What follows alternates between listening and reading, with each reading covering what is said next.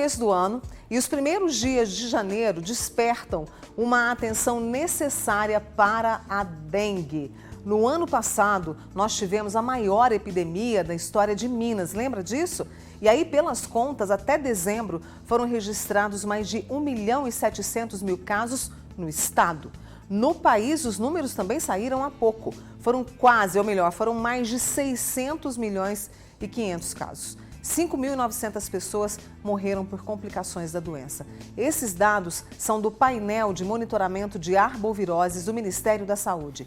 E uma das grandes preocupações, gente, para esse começo de 2025 é o sorotipo 3 do vírus. Ele estava sumido, porém foi identificado lá em 2023. Aí eu convidei o infectologista, meu amigo também, que sempre me atende, né? Porque ele sabe da importância, o José Humberto Marins, que está aqui comigo hoje no Você, estreando a sua participação no Você, né, Zé? Obrigada, viu, por ter vindo. Eu que agradeço, uma boa tarde a todas e todos. Estamos numa situação aí de alerta, né? Está no radar a dengue, tem essa preocupação do sorotipo 3. Exatamente. A questão principal, Mônica, é que a gente está com uma previsão de que esse ano a gente também, nós teremos tão ou quanto mais casos do que a gente teve no ano passado. Por quê? Porque a nossa situação em relação a focos do mosquito e principalmente em relação às condições climáticas, elas estão propiciando que os mosquitos se proliferem, os focos ainda existam, principalmente dentro dos domicílios, e que mais pessoas possam ser infectadas. E tem um detalhe importante. Sim. Que é, você citou que no ano passado a gente bateu o recorde, né? 6 milhões e tantos casos e com recorde de óbitos também. E a gente sabe que a tendência de ter casos mais graves, mais sérios, inclusive mortes, acontece nas segundas infecções, principalmente, quando a pessoa tem uma segunda ou uma terceira, principalmente uma segunda infecção. Então, se você pensar que muitas pessoas tiveram exposição no ano passado, e esse ano a gente está com um perfil aí de contato que vai ser grande, porque, né, os casos já estão começando a subir, muitas daquelas pessoas que tiveram um primeiro caso no ano passado vão ter uma chance de ter um segundo nesse. E aí, isso pode favorecer uma evolução, não é todo mundo, é só deixar claro que não é porque tem a segunda infecção que vai ser sempre séria e grave, não, a maioria ainda vai ser uma infecção que vai correr bem, mas a chance de ter casos mais sérios vai aumentar. Então, essa é uma previsão, a perspectiva do que a gente pode esperar para essa epidemia desse ano. Então, praticamente teremos uma epidemia. Corremos o risco. Isso não há dúvida. Não inclusive há dúvida. Os números, né, aqui mesmo na cidade, né, a primeira semana já mostra casos em ascensão, já que apareceram e a tendência é de ascensão.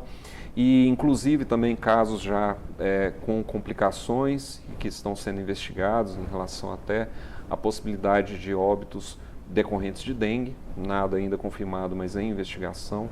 Então, assim, como apesar de hoje ser uma estreia nesse horário, mas não é a estreia do tema, porque o ano passado talvez foi o que a gente mais conversou. Foi mesmo, verdade. Né? Inclusive fora das épocas mais críticas, que são as estações, né, quentes, como a gente está agora, com chuva e calor, que é o que faz o mosquito, o ovo do mosquito eclodir, né, e onde ele estava, que não tinha sido vigiado no ano passado, né, escondido dentro de casa, ele pode ficar, por exemplo, ressecado, né, numa beira de um pratinho que o animal está lá alimentando, no vaso, ou no vaso, na planta, ele pode ficar, naquela época da seca que a gente teve, esse ovo ele tem uma capacidade de ficar desidratado e colado naquilo ali. Quando vem a chuva, pode demorar um ano e meio depois, ele vai eclodir, o mosquito vai nascer dali e ele já pode até estar infectado já pelo vírus e começar a transmitir para as pessoas. Você falou dessa questão, né, de que a gente pode, as pessoas reinfectadas, eu posso falar assim, né? Isso. Podem ter complicações. Que tipo de complicações?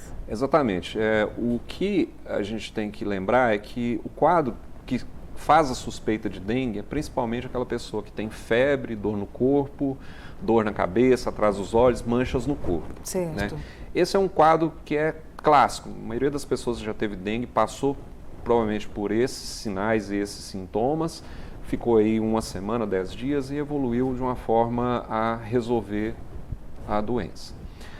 uma porcentagem, que são principalmente essas que têm a segunda infecção, ali por volta do 5º dia, quando a febre cede, ela pode ter os sinais de complicação. É sinal que a dengue, ela afetou os vasos sanguíneos de uma forma mais importante e que começa a interferir na função dos órgãos do corpo, principalmente fígado, rim, pulmão, gerando, por exemplo, sangramentos. Então, quais são esses sinais de alarme? Principalmente dores de barriga muito forte. Ok. Sinais de desidratação importantes, pessoas que começam a diminuir o xixi, por exemplo, ou então a desmaiar, ter tonturas, desmaios, os sangramentos, apesar que o termo a gente não usa mais dengue hemorrágico, porque o que acontece mais no corpo da gente que pode causar gravidade não é só o sangramento, mas principalmente essa perda de líquidos dos vasos sanguíneos e deixa a pessoa desidratada por dentro, vamos dizer assim. Entendi. E aí ela precisa de repor muito líquido. E quando isso acontece, os órgãos do corpo não começam a funcionar bem. Então, esses sinais de alarme são importantes, que eles indicam, nessa época da doença, por volta ali do 5º dia, que a pessoa tem que procurar de novo o atendimento, porque nesses casos ela não é um candidato a ficar em casa, ela tem que ficar internada. A maioria das pessoas vai para casa, vai hidratar, que o principal tratamento é hidratar de uma forma bem correta, lembrando que tem o jeito certo que o profissional de saúde vai informar, que é uma hidratação diferente dessa do dia a dia aqui, é uma hidratação mais vigorosa. Agora, aquele grupo que sentir esses sinais de alarme, ele tem que ficar internado, porque aí não é só hidratação por boca, aí ele tem que tomar medicação, essa pessoa tem que tomar medicação na veia. Tá? E lembrando que a segunda infecção, como eu disse, é um risco, mas você falou do sorotipo 3, né, que estava lá. Isso. Esse sorotipo 3, quer dizer, lembrar que o vírus da dengue tem 4 tipos, vamos dizer assim, 1, 2, 3, 4. Quando você, no Brasil predominou o tipo 1, né, no ano passado. Foi. O que acontece? Se entra um novo tipo, isso também favorece a pessoa a ter uma infecção sequencial, uma segunda infecção, porque a pessoa fica protegida por aquele tipo que ela teve. Se ela teve o tipo 1, ela nunca mais vai ter o tipo 1. Entendi. Porém, se entra um novo tipo, é também uma chance dela ter um caso grave. E o 3, de todos os que tem, né, dos 4 que a gente tem, é o que dá a chance, ele é um pouco mais agressivo nesse ponto. Então, há um receio dele voltar, como você disse, numa população que já foi exposta o ano passado demais, e causar a segunda infecção e ainda com um tipo mais agressivo. Então, é um cenário Eu sei que nós vamos conversar muito ainda esse ano, né, a respeito disso, e a gente quer, nós aqui do Você e do Grupo Paranaíba, a gente quer justamente trazer essa informação para evitar o pior, né? A gente precisa fazer a nossa parte. Bom, começou a chover, temperatura alta, a gente está vivendo isso. O que eu posso fazer agora? É aquela mesma rotina que a gente precisa ter do começo ao fim do ano, vigília constante, Zé? Essa mensagem ela é repetitiva, ela é uma receita de bolo, né? E necessária. A questão é que quem depende disso, né, além da parte dos gestores de saúde, o que acontece?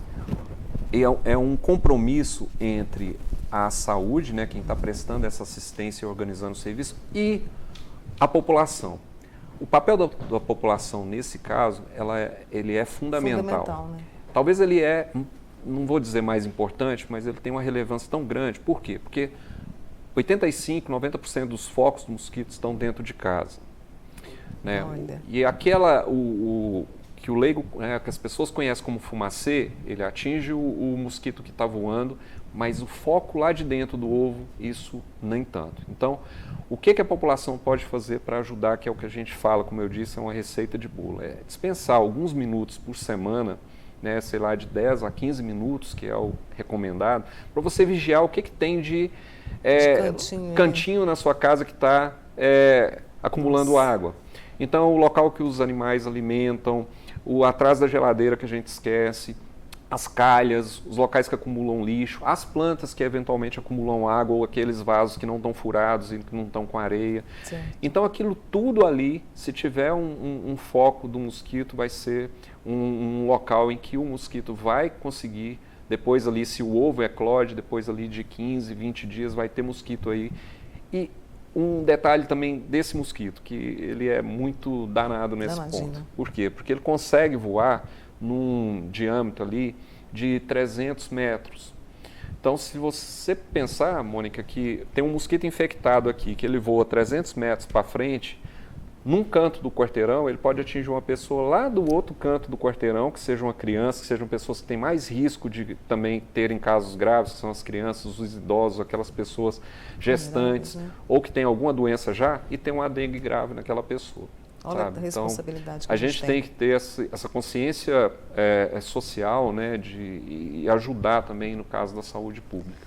Rodrigo, eu vou pegar só mais um pouquinho de tempo, eu sei que está acabando, mas me ajuda aí. Vacina. O ano passado a gente teve a vacinação, acho que infelizmente a adesão não foi a que se esperava. E nós temos a vacina brasileira. Qual é a previsão, Zé? Isso, a vacina que está com uma previsão de ser amplamente disponível para a população, né, não só as do grupos de risco, como foi, né, a vacina do ano passado, que a gente ainda pede para aquelas pessoas que estejam contempladas vá, né, vacinar, porque existe uma eficiência muito boa dela, mas aqui vai ser disponibilizada, os estudos já terminaram, aliás, mostraram que foram extremamente eficazes, sem efeitos colaterais graves, quer dizer, vai ser uma vacina segura, que a população pode confiar, e provavelmente até o fim do ano a gente vai ter uma posição quanto à disponibilização dessa vacina, tá? Mas como eu disse, é até no fim do ano. Então, para essa epidemia, a gente vai ter que tomar os cuidados necessários e vigiar os quadros que as pessoas tiverem de doenças para procurar, sempre que tiver um quadro desse, um atendimento para ver se aquilo pode ser uma suspeita de dengue ou não. E quem sabe, quando chegar essa vacina, aí sim, combinando a vacina com todos os cuidados que a gente já tem e já falou, aí a tendência dos casos realmente cair. Zé, eu preciso muito te agradecer pela sua disponibilidade, pelo seu carinho de atender o meu pedido e, assim, sabe, a seriedade com que você trata do tema e trouxe as informações aqui pra gente. Obrigada, viu? Eu que agradeço e eu peço que aquelas pessoas que têm essas informações utilizem, apliquem e divulguem, né, para as outras pessoas, porque, igual eu falei, a população tem um papel muito fundamental nisso. E conto com você, tá? Esse é o José Humberto Mariz, infectologista, comentando aqui com a gente sobre a dengue. Esta entrevista estará disponível lá no nosso canal do YouTube. Você pode compartilhar na sua rede social, você pode compartilhar com a sua família e com seus amigos, tá? Como é que é o nome da sua mãe, Zé? Devani. Dona Devani, está lá em Patos, não é? Está lá em Patos. Um beijo, viu? Muito obrigada pela audiência. Ela vai gostar. Com certeza. Obrigada, viu, Zé? Obrigada mesmo, tá?